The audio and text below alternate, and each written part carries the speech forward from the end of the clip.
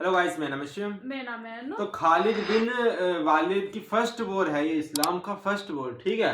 तो इस पर रिएक्शन देते थे। खोइस्तानी की वीडियो है, ठीक है, तो देखते हैं। हमारी फेवरेट वीडियो होगी अब इनकी। इनका चैलेंज। हाँ, इनका चैलेंज मान लो। स्टार्ट करते हैं। सुलह हुदैबिया का एक पॉइंट ये था कि 10 साल तक मुसलमानों और काफिरों के दरमियान कोई लड़ाई नहीं होगी। इससे मुसलमानों को थोड़ा टाइम मिला और उन्होंने रिलैक्स होकर इस्लाम की दावत देना शुरू की। इस्लाम कबूल करने के बाद सहाबा की जिंदगी बाकी अरबियों से बिल्कुल अलग हो चुकी थी, जिससे अरब के लोग बहुत इम्प्रेस होते थे और आहिस्ता आहिस्ता बहुत सारे लोग इस्लाम की दावत कबूल करने लगे। इन सब में मक्का के दो बहुत इम्पोर्टेंट लोग खालिद बिन वलीद और अमर बिन आस भी थे। और खालिद बिन वलीद के लिए तो इस्लाम कबूल करना बहुत मुश्किल था, क्योंकि कुरान में वलीद बिन मुगीरा, जो खालिद बिन वलीद के वालिद थे, उनके बारे में बहुत सख्त वर्ड्स यूज किए गए थे। और अरब में खानदान और स्पेशली बाप की इज्जत सबसे इंपॉर्टेंट चीज होती है। लेकिन फिर भी खालिद बिन वलीद ने अपने वालिद और पूरे खानदान के खिलाफ जाकर इस्लाम कबूल कर लिया। आहिस्ता आहिस्ता इस्लाम फैलता गया और रसूलुल्लाह सल्लल्लाहु अलैहि वसल्लम ने एक एम्बेसडर रोमन एम्पायर की तरफ भेजा, लेकिन इस एम्बेसडर को गस्सानी किंगडम ने बहुत ही बुरी तरह कत्ल कर दिया। ये गस्सानी किंगडम अरब और रोमन एम्पायर के बिल्कुल बीच में था और ये गस्सानी किंगडम रोमन एम्पायर का एक वेसल स्टेट था। वेसल स्टेट मतलब एक पपेट स्टेट। गस्सानी किंगडम का चला कोई और रहा है, मतलब जंग के ऐलान जैसे था। और सिर्फ उस जमाने में नहीं, बल्कि आज भी यूएन चार्टर्स में एम्बेसडर को मारना सबसे बड़े क्राइम्स में से आज भी है। दूतावासों को मार नहीं सकते। पता चला तो उन्होंने फौरन 3,000 लोगों की फौज जमा की और रोमन एम्पायर पर हमले का फैसला किया। ये फौज मुसलमानों की सबसे बड़ी फौज थी। इससे पहले मुसलमानों ने इतनी बड़ी फौज कभी जमा नहीं की थी। रोमन एम्पायर इससे कुछ ही अरसा पहले पर्शियन एम्पायर से एक बहुत खतरनाक जंग जीत चुकी थी। रोमन और पर्शियन एम्पायर उस जमाने के दो बड़े सुपर पावर्स थे, जिस तरह आज अमेरिका और चाइना है। और इस जंग में कौन जीतेगा ये कुरान ने इस जंग के खत्म होने से पहले ही बता दिया। ये भी बहुत जबरदस्त स्टोरी है, तो सब्सक्राइब। ये रोमन एम्पायर का पीक दौर था। इससे पहले अरबों ने रोमन एम्पायर पर कभी भी हमला नहीं किया। रोमन भी बहुत खतरनाक लोग थे। जंग करना बिल्कुल सुसाइड समझा जाता। जब अरबों को पता चला कि सिर्फ 3,000 मुसलमान रोमन एम्पायर पर हमला कर रहे हैं, तो उन्होंने बहुत मजाक उड़ाया और कहा कि इन 3,000 में से एक भी बंदा जिंदा बचकर वापस नहीं आएगा और रोमन एम्पायर इसके बाद मदीना पर हमला करके मुसलमानों को खत्म कर देगा। रसूलुल्लाह सल्लल्लाहु अलैहि वसल्लम ने इस फौज का लीडर ज़ैद बिन हारिसा रज़ियल्लाहु तआला अन्हु को बनाया। इस्लाम से पहले ज़ैद बिन हारिसा को रसूलुल्लाह सल्लल्लाहु अलैहि वसल्लम का बेटा माना जाता था और बाकी फौज को बताया कि अगर ज़ैद बिन हारिसा शहीद हो जाए तो तुम्हारा नेक्स्ट लीडर जाफर बिन अबी तालिब होगा, जो हजरत अली रज़ियल्लाहु तआला अन्हु के भाई थे। और अगर जाफर भी शहीद हो जाए तो तुम्हारा लीडर अब्दुल्ला वो पहले से सोच रखा था। उस जगह पर जाओ जहां इन्होंने आगे तक का मतलब कि कोई शहीद हो जाए तो की दावत दो। अगर ये लोग इस्लाम कबूल ना करें, सिर्फ और सिर्फ तब इनसे लड़ाई करना। और हाँ, किसी बच्चे, बूढ़े या औरत को अंडर एनी सर्कमस्टांसेस नुकसान नहीं पहुंचाना और दरख्तों को भी नहीं काटना। ज़ैद रज़ियल्लाहु तआला अन्हु 3,000 फौज लेकर रवाना हुए तो रास्ते में उन्हें पता चला कि रोमन्स 2 लाख फौज लेकर मुसलमानों की तरफ आ रहे हैं। 2 लाख 3,000 वर्सेस 2 लाख। इस एनिमेशन को देखें, इससे थोड़ा अंदाजा होगा कि इन दो फौजों में कितना बड़ा डिफरेंस था। ये है एग्जैक्टली 3,000 लोगों की फौज और इसके सामने ये है 2 लाख लोगों की फौज। ओह भाई, इतने ज्यादा मुकाबला ही नहीं है कोई। कहते हैं कि ये 2 लाख नहीं बल्कि इससे कम थे, लेकिन सब ये बात मानते हैं कि रोमन्स मुसलमानों से बहुत ज्यादा थे।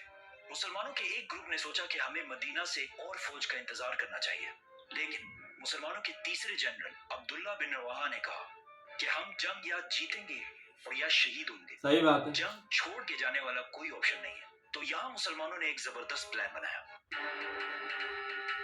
वो इस जगह को छोड़कर जहां पहले लड़ाई होनी थी पीछे हटे और मुता के 2 पहाड़ों के दरमियान रुके। अब इसका क्या फायदा था?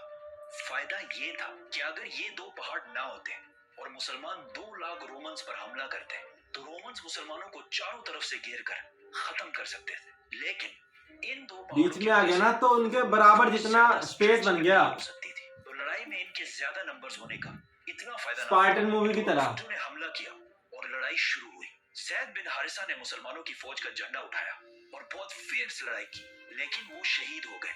तो रसूलुल्लाह सल्लल्लाहु अलैहि वसल्लम के ऑर्डर के मुताबिक मुसलमानों के दूसरे जनरल जाफर बिन अबी तालिब ने झंडा उठाया जाफर और बिन लड़ने अबी लगे, तालिब। लेकिन जिस हाथ में उन्होंने झंडा पकड़ा था वो हाथ कट गया।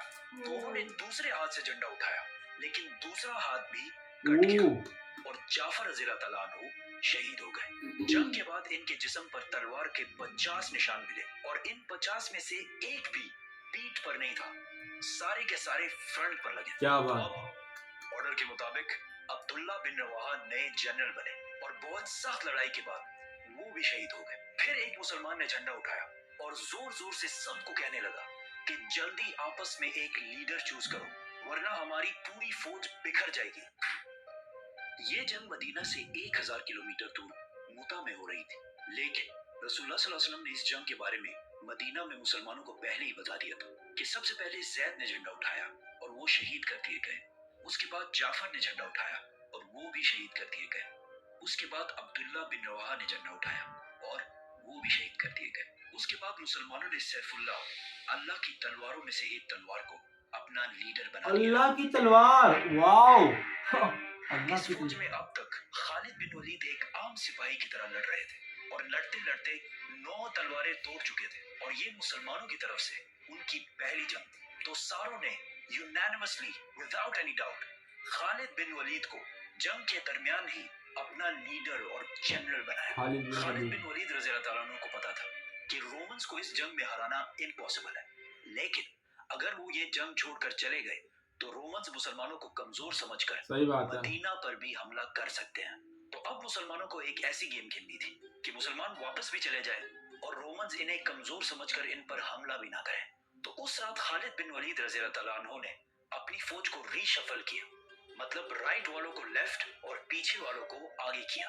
अगले दिन जब जंग शुरू हुई तो पहाड़ों से धुआं उठने लगा और कुछ ड्रम्स की आवाजें आना शुरू हुई। तो रोमन्स को लगा कि मुसलमानों की मदद के लिए मदीना से एक बहुत बड़ी फौज पहुंच गई है और आहिस्ता आहिस्ता मुसलमानों की फौज बहुत ही ऑर्गेनाइज्ड और प्लान्ड तरीके से जंग से पीछे हटने लगी। ऐसा लग रहा था कि मुसलमान चाहते हैं कि रोमन्स इनका पीछा करें और वो इनको ट्रैप कर दें। रोमन्स ने सोचा कि मुसलमान हमारे साथ बहुत बड़ी गेम खेल रहे हैं, ये चाहते हैं कि हम इनका पीछा करें और ये ओपन डेजर्ट में अपनी बड़ी फौज के साथ हमें खत्म कर दें।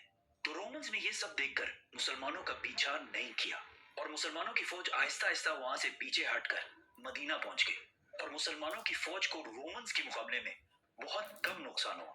मदीना वालों ने सोचा कहीं ये लोग जंग से भाग कर तो नहीं आए, तो उन्होंने इस फौज को बहुत ही बुरा भला कहा, लेकिन रसूलुल्लाह सल्लल्लाहु अलैहि वसल्लम ने कहा ये भाग कर नहीं आए, ये हमारी मदद लेने के लिए आए और बहुत जल्द हम रोम पर दोबारा हमला करेंगे। ये जंग तो रोमन्स और मुसलमानों के दरमियान थी, लेकिन पूरा अरब इस लड़ाई को बहुत गौर से देख रहा था, क्योंकि पहली बार अरब ने माइटी रोमन एम्पायर की ताकत को चैलेंज किया था।